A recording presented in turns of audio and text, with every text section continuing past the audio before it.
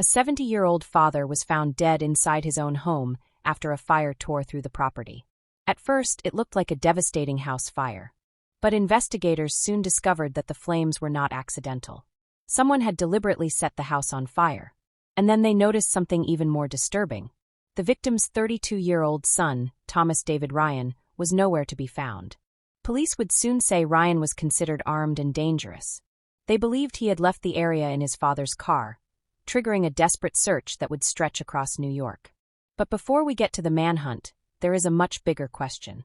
What happened inside that house between a father who was reportedly still trying to help his son and the moment that father ended up dead?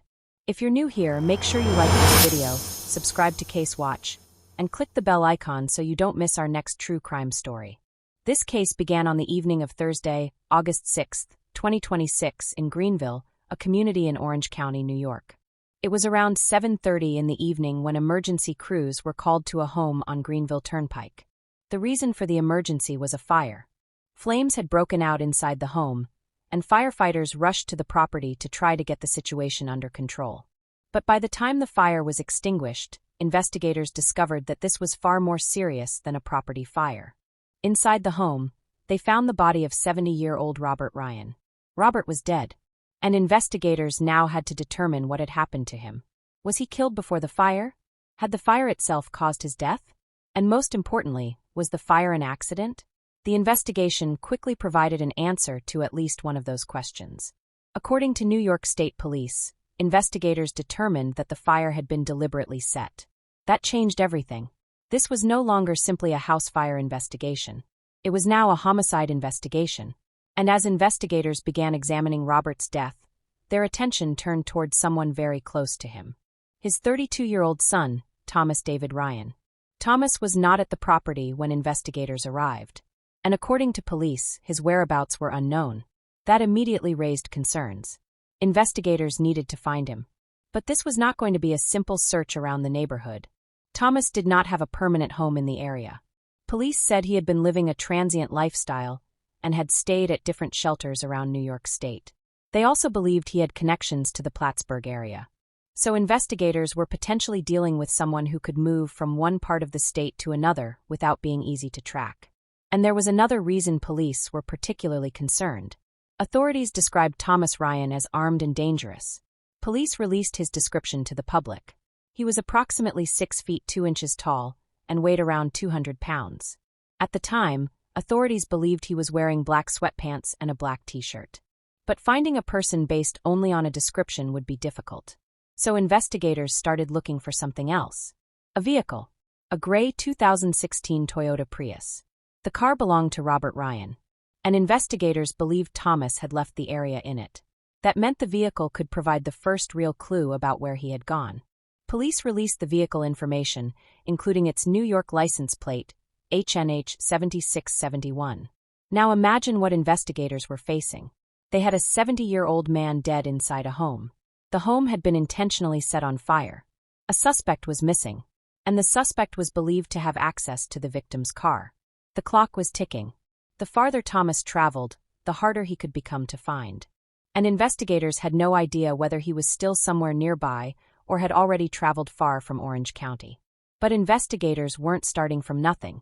There were cameras in the area, and those cameras could help reconstruct what happened. Police began asking residents to check their security footage. They wanted recordings from around the time of the incident, particularly from approximately 6 p.m. on August 6th, and continuing through the overnight hours. Even footage that appeared completely ordinary could become important. A car passing a house, someone walking down a road, a person entering or leaving a property, a vehicle traveling in a particular direction. Any of those details could help investigators build a timeline. And eventually, surveillance footage would become one of the most important pieces of information in the case. According to reports, cameras captured Thomas around the time of the incident. One report said surveillance footage showed him carrying a garbage can containing chopped wood toward his father's home. Then, shortly before the fire broke out, he was reportedly seen running away from the property. That sequence immediately became significant to investigators, because now they had more than just a missing suspect. They had surveillance that could potentially place Thomas at the home shortly before the fire. But investigators still needed to establish exactly what had happened inside. They needed to know when Robert was last alive. They needed to determine what happened between father and son. They needed to establish when the fire started. And they needed to understand why Thomas allegedly left the property. The answers would not come immediately. Meanwhile, people who knew the family were beginning to speak about Robert and Thomas. And one of the most painful accounts came from Robert's daughter, Stephanie Coiro. She described her father as a caring man who had continued trying to help his son despite years of difficulties. According to Coiro, Thomas had experienced serious mental health problems for many years. She said his first psychiatric crisis happened when he was 16. She also described years of hospitalizations and struggles involving treatment and medication. Coiro said the family had repeatedly tried to get Thomas help. She also said the family had been worried that something terrible could eventually happen. These statements are important because they provide insight into the family's history, but they came from Thomas's sister. They are not a substitute for official medical records or court findings. Still, they help explain why the events of August 6th were so devastating for the family. Because Robert was not simply Thomas's father. According to his daughter, he was someone who continued trying to help him. And that relationship would become one of the central questions surrounding the case. Thomas had not been living with Robert. He had been moving between different locations and shelters. But according to his sister, there had recently been contact between father and son. Coiro said Thomas had contacted Robert and told him he was in Plattsburgh and had lost his bus ticket. Robert went to get him. According to Coiro, Robert brought his son back to his home.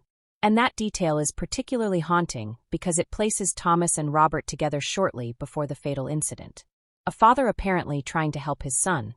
A son who investigators would soon identify as the main suspect in his father's death. And a house that would soon be engulfed in flames. But what exactly happened after Robert brought Thomas home? That remains one of the most important unanswered questions. The public does not yet have a complete account of what happened inside the house. Investigators have not publicly released a full timeline of the events inside. They have also not publicly disclosed the exact cause of Robert Ryan's death. That means there are still important gaps in the story. And those gaps matter. Because when a case is developing this quickly, it is easy for speculation to fill the space where facts have not yet been released. But investigators were working with evidence. And one of the biggest pieces of that evidence was the surveillance footage. The footage reportedly showed Thomas around the home. Then it showed him leaving.